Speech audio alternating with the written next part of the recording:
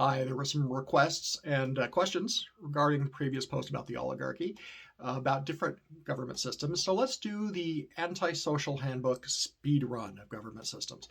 Now, these are government systems that are defined by who is in charge, not by how they govern necessarily, or where the money goes, or where the money comes from. Those are whole other concepts. These are just based on who is in charge, starting with, when mentioned in the last section, plutocracy, which is government by the wealthy, or theocracy, which is government by church organization, by state-sanctioned religion, or state-mandated religion in some cases.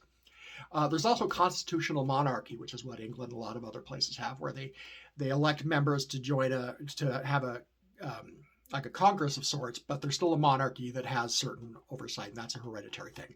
Very different from monarchy itself, which is where it's just a king and queen or whatever in charge of everything. Not a lot of those left, but there's still some.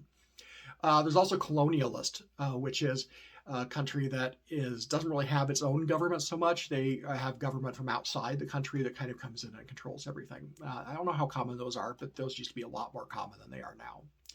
There's also technocracy, which is government by a industry or a group of technical elites, like computer industries or something like that. There's kleptocracy, which is basically a crime syndicate. It's government by criminals, by people who are just there to loot the government and loot the state and stuff like that. And finally, kakistocracy, Kakis-tocracy.